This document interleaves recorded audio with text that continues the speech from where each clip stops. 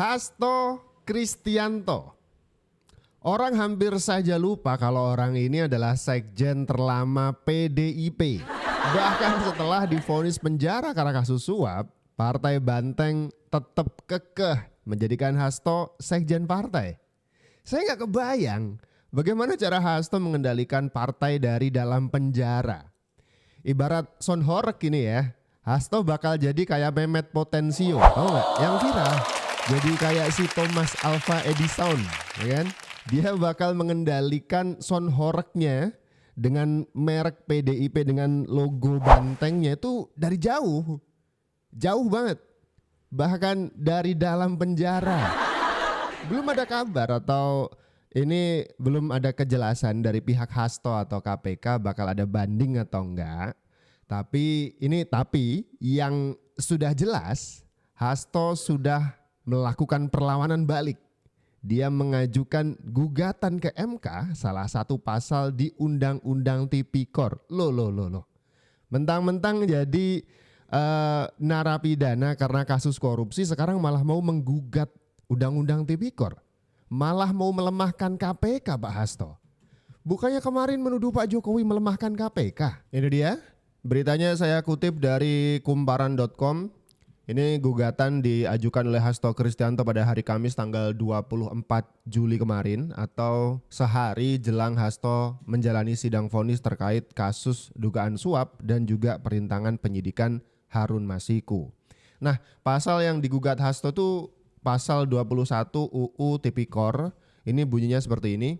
Setiap orang dengan sengaja mencegah, merintangi atau menggagalkan secara langsung atau tidak langsung penyidikan, penuntutan, dan pemeriksaan di sidang pengadilan terhadap tersangka atau terdakwa ataupun para saksi dalam perkara korupsi bakal bisa dipidana dengan pidana penjara.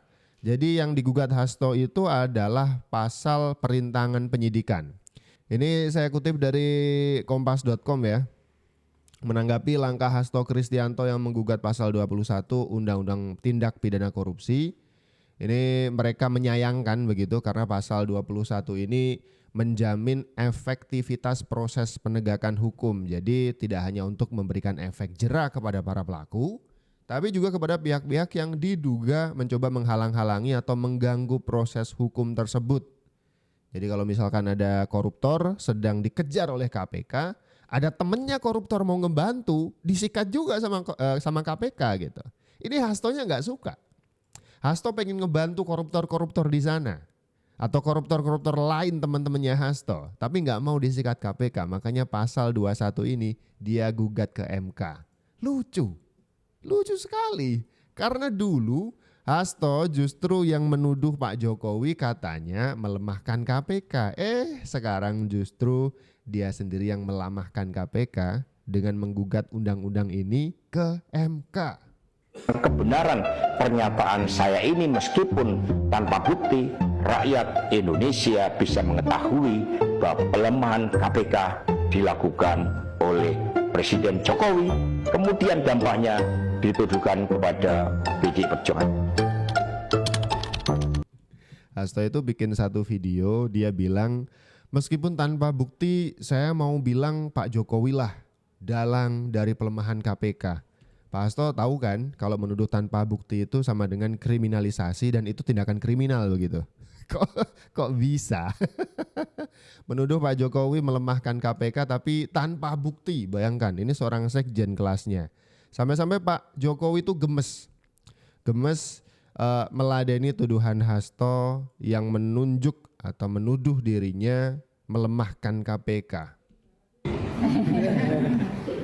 Ini ya, supaya kronologisnya itu harus beruntut dilihat. Karena ini kan zamannya keterbukaan. Coba dilihat tahun 2015. Ada inisiatif dari DPR untuk memasukkan revisi RUU KPK ke prolegnas. Coba dilihat lagi. Dan saat itu terjadi ketidaksepakatan antara DPR dan pemerintah sehingga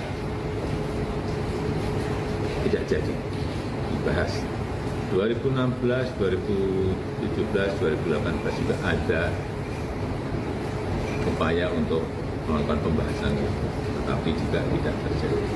Baru tahun 2019 masuk prolegnas karena memang semua fraksi yang ada di DPR setuju. Sampai pada akhirnya dibahas dan digedok di rapat paripurna semuanya atas inisiatif DPR. Udah, itu aja. Jadi fraksi di DPR setuju. Ya, Presiden kalau tidak musuhan dengan semua fraksi, politiknya harus dilihat seperti itu. Tapi bukan dari sini. Bukan saya ngejar-ngejar. Tapi itu dong dia dicek.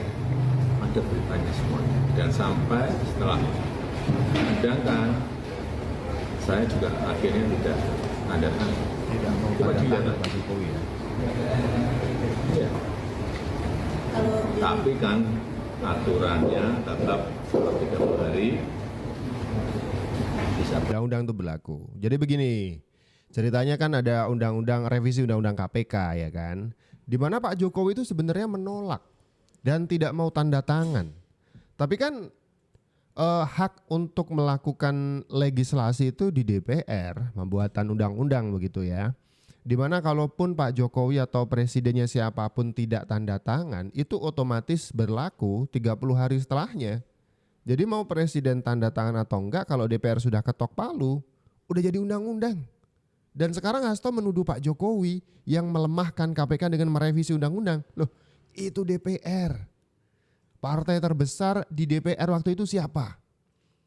Paham dong siapa? Ya itu. Yang oke juga, yang setuju untuk melemahkan KPK. Kenapa Pak Jokowi yang ditembak? Nah sekarang ketika Hasto Kristianto ngandang kena kasus suap, dia justru menggugat salah satu pasal perintangan penyidikan ke Mahkamah Konstitusi. Dulu menuduh Pak Jokowi melemahkan KPK. Sekarang justru menggugat Undang-Undang Tipikor ke MK. Pertanyaan, coba komentar di bawah. Siapa yang melemahkan KPK? Hasto atau Pak Jokowi? Silahkan tulis sekarang. Nah ngomong-ngomong soal Hasto yang sudah divonis, ini ada yang menarik nih. Karena PDIP masih melakukan apa istilahnya perlawanan yang cukup ulet. Bahkan menegaskan Hasto masih tetap jadi sekjen PDIP, sekjen partai terlama meskipun divonis 3,5 tahun penjara. Spesial sekali ya. Menurut saya Hasto Kristianto ini kayaknya punya apa gitu, punya kunci, punya kartu as, atau kalau gak gitu Bu Mega itu utang budi entah apa gitu ke Hasto sampai-sampai meskipun di penjara dia tidak diganti. Makanya tadi saya bilang, ini caranya gimana ya? Saya penasaran, memimpin partai dari balik dalam penjara. Kayak Mehmet Potensio gitu, jauh dari sound horror-nya ya. Dia setting begitu. Bisa dari jauh tapi. Apa begitu? Gitu cara mainnya. Lucu, lucu juga berarti ya. Sehingga ini adalah realitas sebagaimana dialami oleh sahabat Tom Lembong. Bagaimana hukum telah menjadi alat kekuasaan. Karena sejak awal, bahkan beberapa hari yang lalu, saya sudah mengetahui informasi-informasi terkait angka 3,6 tahun sampai 4 tahun. Sejak bulan April. Hasto Kristianto sejak bulan April tahu kalau bulan Juli dia akan divonis 3 atau 4 tahun. Sakti sekali Hasto Kristianto. Sudah kayak dukun politik, dia tahu gitu. Tahu. Maka saya memutuskan saat itu karena putusan yang merupakan aspek kekuasaan itu ada, tidak bisa saya hindari. Sebagaimana Tom Lembong juga tidak bisa menghindari, sebagaimana mereka-mereka mencari keadilan juga tidak bisa menghindari. Maka saya sudah mengantisipasi dengan cara apa? Saya bulan Juni kemarin sudah diterima sebagai mahasiswa S1 Hukum. Lucu juga nih Hasto. Dia tahu dari bulan April kalau bulan Juli dia bakal divonis hukuman penjara 3 atau 4 tahun. Udah tahu dia. Mengantisipasi hal itu, dia daftar kuliah hukum. Bukannya menyiapkan ya, bukannya menyiapkan pembelaan-pembelaan yang lebih kuat agar vonis hakim bisa berubah dengan bukti-bukti yang kemudian dihadirkan di persidangan gitu. Enggak. Dia enggak nyiapin bukti, dia tidak memperkuat saksi, tapi dia daftar kuliah. Sebuah pembelaan di ruang sidang yang aneh ya. Sudah tahu mau dihukum, dia malah daftar kuliah. Ini cukup bersemangat sekali, minat belajarnya tinggi Hasto Kristianto.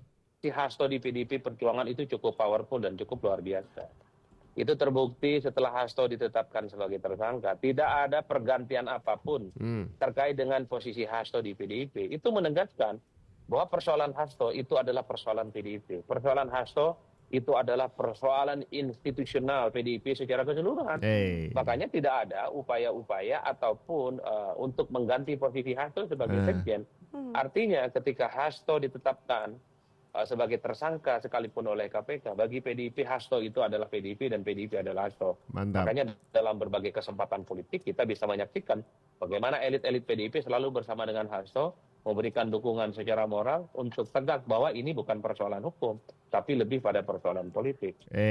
Tapi ada satu orang yang bakal nggak kelihatan, yang bahkan tidak pernah menyatakan dukungan, menyatakan Mas Hasto semangat. Ada satu orang yang nggak pernah begitu. Puan Maharani. Aneh nggak sih?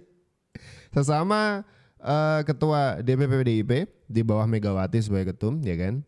Kemudian dia nggak pernah hadir di persidangan, nggak kayak Ganjar, nggak kayak Jarod Saiful Hidayat, nggak kayak FX Rudy, bahkan Rocky Gerung yang bukan PDIP aja datang di sana, dan masih banyak tokoh-tokoh PDIP yang hadir selalu menemani Hasto di setiap persidangannya.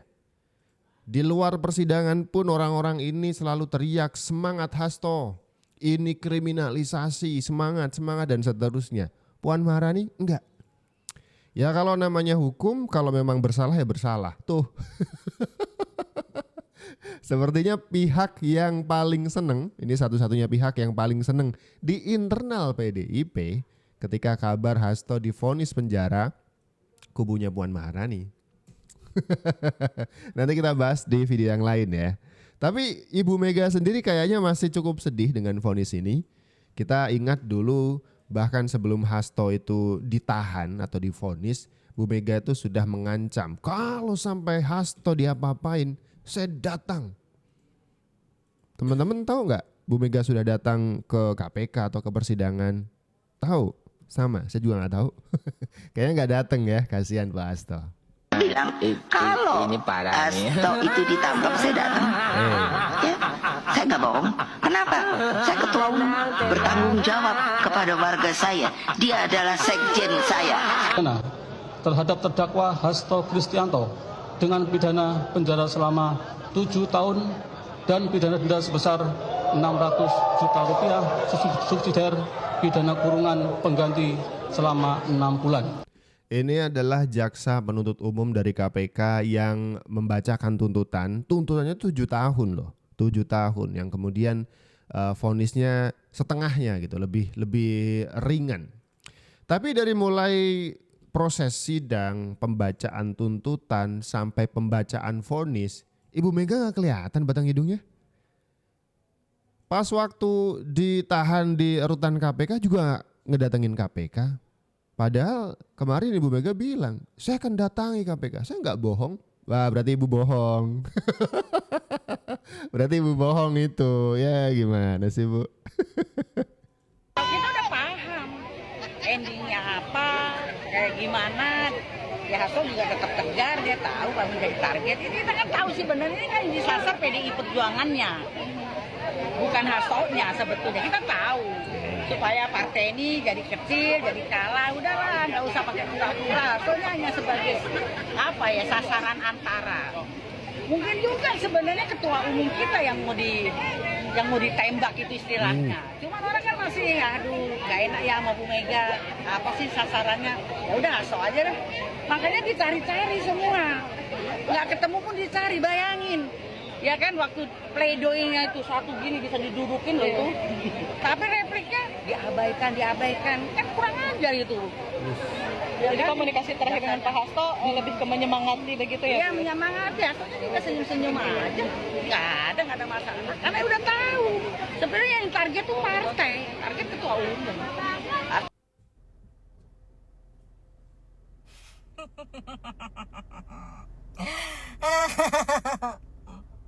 Selamat ya Pak Hasto. Semoga besok ditengokin sama ibu, dibawain nasi goreng. Ibu, tengokin Pak Hasto dong ibu. 3,5 tahun nih ibu. Demi rakyat berdaulat bisa berserikat, berkumpul dan menyampaikan pendapatnya, maka penjara pun adalah suatu jalan dan bagian dari pengorbanan terhadap cita-cita. Ngomong apa sih Pak? Di penjara itu bukan pengorbanan, itu artinya Bapak salah dan hakim memvonis bahwa Bapak bersalah. Bukan pengorbanan. Tidak usah membolak-balikan kata-kata Pak Hasto. Itulah nilai-nilai yang diperjuangkan oleh seluruh kader PD Perjuangan. Ketika muncul berbagai intimidasi agar tidak dilakukan pemecatan terhadap sosok yang memiliki ambisi kekuasaan sehingga konstitusi pun sepertinya mau dilanggar. Siapa? Pak Jokowi. Mau nyalain Pak Jokowi lagi. Pak Hasto itu terbukti suap, melakukan suap ke Wahyu Setiawan, ya kan, orang di KPU untuk memuluskan jalan temennya Harun Masiku biar bisa menjabat DPR gitu. Apa hubungannya sama Pak Jokowi sih? Gak ada. Yang pertama, di penjara itu bukan pengorbanan. Itu justru memalukan karena hakim memvonis bahwa Bapak bersalah. Itu satu, gak usah dibolak-balikin kalimat dan kata-katanya ya. Yang kedua, ini gak ada hubungannya sama Pak Jokowi. Udahlah, saya tahu Bapak dan teman-teman Bapak di partai masih sangat benci, sakit hati kepada Pak Jokowi. Tapi yang lumrah sajalah. Benci ya benci, tapi gak semua kesalahan terus dilimpahkan ke Pak Jokowi kan. Orang ngelihatnya jadi aneh, semua salah Pak Jokowi begitu. Jadi aneh begitu. Yang menarik adalah Pak Hasto dulu menuduh Pak Jokowi melemahkan KPK. Tapi sekarang justru Pak Hasto menggugat undang-undang tindak pidana korupsi, senjata utama yang dipakai KPK untuk menegakkan hukum dan mengejar para koruptor itu, Bapak gugat ke MK. Pertanyaannya, yang melemahkan KPK itu Bapak, Pak Hasto atau Pak Jokowi? Hah? Yang jelas gitu loh.